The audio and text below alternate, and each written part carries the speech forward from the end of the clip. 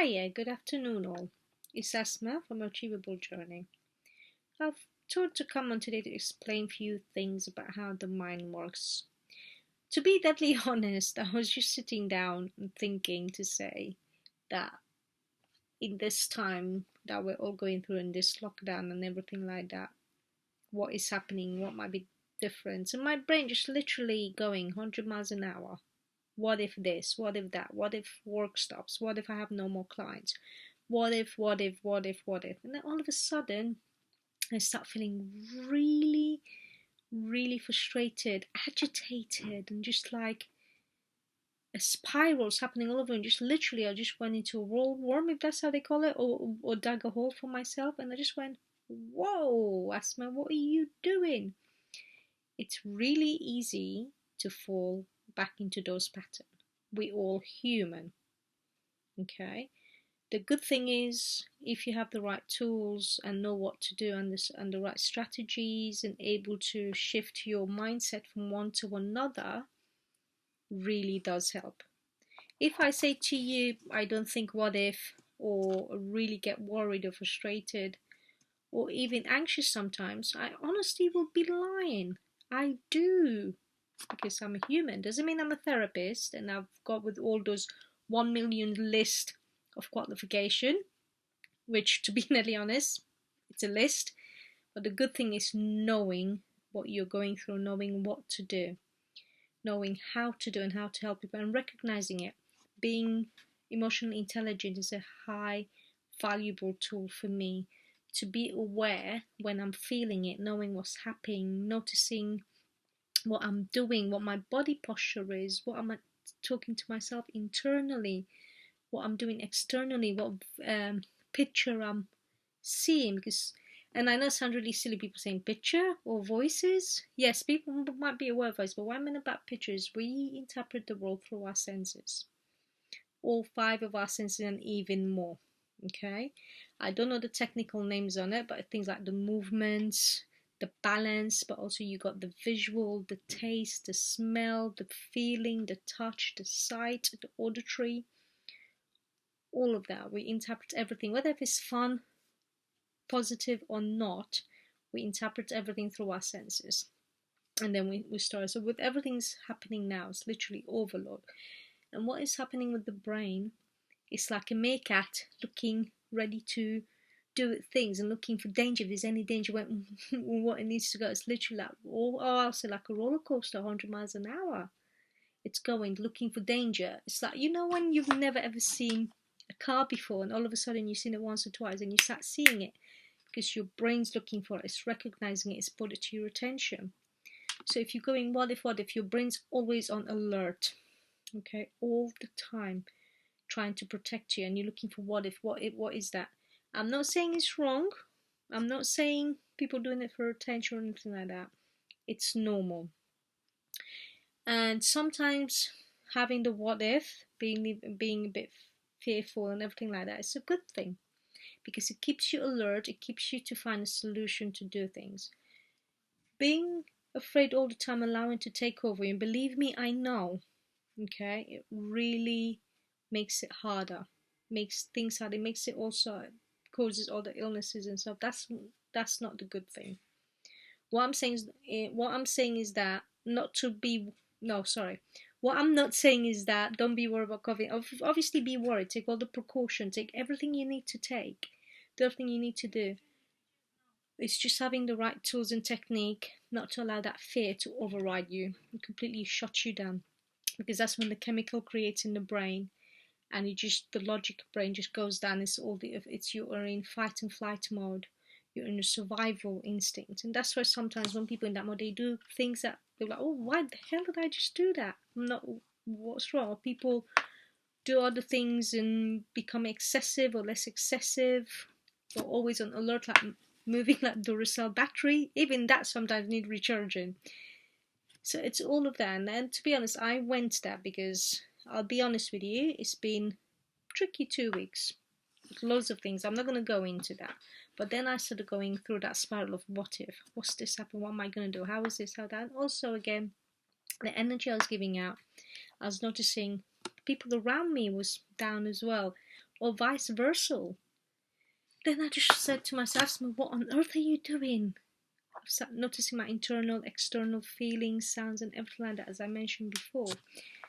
And I did the technique, which I'll explain in a minute, to really snap me out of it, made me think, made me do other things.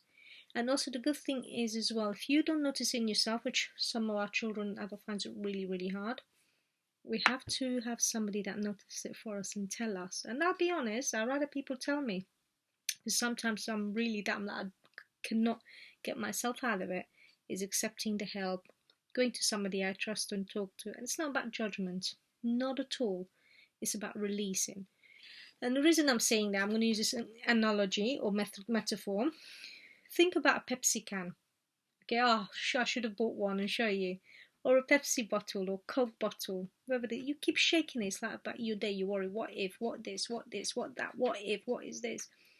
And all of a sudden, you don't do anything about it, and you keep shaking it, the can will explode, open. Or if you keep shaking, you put it down, and somebody come and open it, it's an explosion.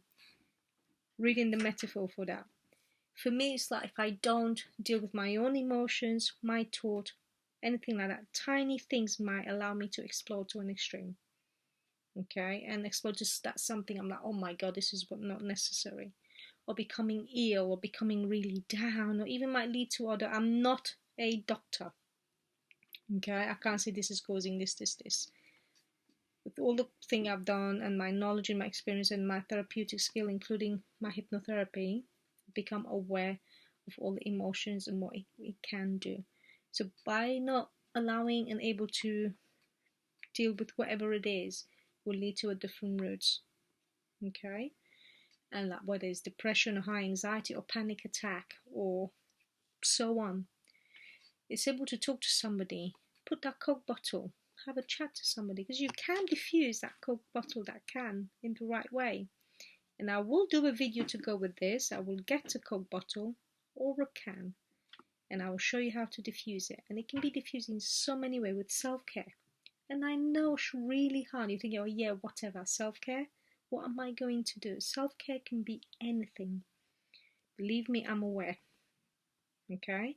Before I never, so I haven't got time for self-care. I can't go to the cinema every time or things like that. I misinterpreted self-care. Self-care can be that getting up in the morning, you do a bit of breathing, and you just let them an extra 10 seconds. You can be taking extra 10-15 seconds in the shower, just enjoying the water on you or in the bath, just enjoying that silence, that moment, whatever works for you.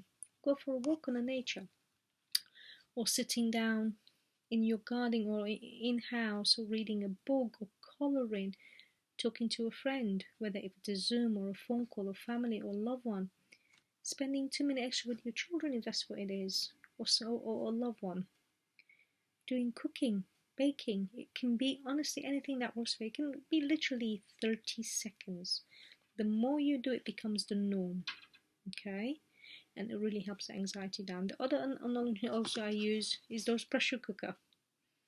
If you don't attend to the pressure cooker, what will happen? There you go. Or the kettle that you put on the stove. Yeah, I'm showing my age now. The one that whistles. You don't take it out on time, you deal with it, what will happen? It's the same way our emotional brain works. We can leave from one thing to another. And that's the reason I just said I'll come, because I've been there this 2 weeks. Okay, and I was like, oh, okay. And to be honest, I did reach out. In AFT, I would do something called swaps. I reached out and spoke to friends, spoke to very close friends, and I didn't do it for attention. People want to think that, to be honest, it's up to them. I did it because I felt I really need to reach out, because what I'm feeling is not right for me, and I've got people out there that care for me. And as again therapist, if I don't do what I preach, what is the point? And I generally just said to come on, to put this on, because it's really vital, especially this time about COVID-19 that we're all going through, what we're thinking, what's going to happen. At the same time, what can we change, and how we can change our mindset. So for me, I sat thinking, instead of what if this, what if I've lost my, is how am I going to do after this, after the lockdown? What am I going to do? So how am I going to invest my money or look at things to pay instead of what? Because then when the brains look for what if, it's keep looking for like a survival mode. Keep you safe, the risk, the danger. If you change the script of how, it opens different possibility. What, will, when this is finished, how am I going to go and do this? And it gives you solution, that kind of things. And it's also is like taking the full stop from it, so it allows the brain to just really, oh, okay, elaborate and think of different solution, creates different pathways. And I go, so okay, I can't control what's happening now. I can control what I do with it. E.g., with everything that was going on, I can't control it. I can't control what's happened. Where I can control is talking to a friend, doing swaps, doing EFT, doing tapping. That really, really helps. An amazing tool to have with you, and you can do it everywhere. And I will show you techniques how to do it if you're really interested and want to. Message me below here. If you don't want to message me below here, private message me. I'm happy to show you some techniques. I also did breathing techniques. I meditate. Yep, I did. And honestly, I did some self-care. I did Sudoku, puzzles. Something I need to keep my mind focused. And when I meant focus, not focus to say I'm not dealing with what I'm feeling. I acknowledge what I'm feeling. I allowed to feel it. Spoke to a friend and then start changing it. So I know I can't deal with what's happened. And where I can is to just acknowledge it, feel it, accept it, and do the technique to help me overcome the emotion and take control back of it. Yes, there's still some worries, there's still some concerns, I'm not gonna lie, there is. I'm human, but I can't control stuff I'm worried about. I can control what I do with it. So for example, is financially, if I'm concerned, it's just an example. Okay, so at the moment that I can't do anything about work, not work, or whatever it is, or having clients, what I can do is that I can look after this, how I can do it. So for example, decided, this is me, I put £1 a day in my money box. Yeah, virtual pound. I'm making it so eventually whoever's in my can do that. Some people can't do that, but that's what I just do, so I can start thinking of things like that. Or the stuff I'm concerned about, look what solution, what possibility, we'll see what I can change, what I can do with it. Look for every possibility instead of what if I become broke, what if that. And again, it's okay, if I do, I will reach out to friends, family to support me. I've got that connection. I'm not saying everyone has, so please don't take this as my experience, my way of thought. I don't want people to take this the wrong way, okay, because everyone's different. It's just working on your brain. Also, again, I write things down. I had a positive jar of what positivity. I also start looking at what I will do after the lockdown. Few stuff, meet few people, and also is reflecting of what I need to change. And to be honest, it's been really good because it's allowed me to reflect how I can expand my business, what I want to do in the future, how I want to do it. And you really to reflect that. It's made me build more connection with my family. So, I'm looking at the positive side. And again, that's me. That's my experience. And I just thought to come on to share those tips, those experiences in case it helps. But also what really helped me is the breathing, acknowledging what I'm feeling, knowing what I'm feeling, really feeling, and then able to deal with it. And again, let people, my family, point out what I'm feeling. And I'm quite honest, I'm really not feeling 100% today. I'm feeling really down or frustrated or angry. It's acknowledging it, it's voicing it, and go to people or friends you trust or anyone and talk about it. While before it was I'm boarding somebody with my issue and they got loads of issue. Nah, it's connecting, talking. Did my breathing. I do a lot of journaling sometimes. Okay, just write about it, write my worry down. I do a lot of mindfulness, which I can help. And again, I start doing self-care, start looking after myself, because I just realized with all that, I just literally went into a hole of non-stop of doing things, thinking things, and just doing some self-care just allowed me to go recharge myself again, able to do things. as I said, even Duracell or Energizer's battery need recharging. Yeah, it's like fueling your car, fueling yourself. Just thought I'll come on and say that. Well, have an amazing day. All the best. And if anything, even a chat or anything at all, please feel free to message me underneath here or private message me, and I will support you. Have a good day. Take care. Bye.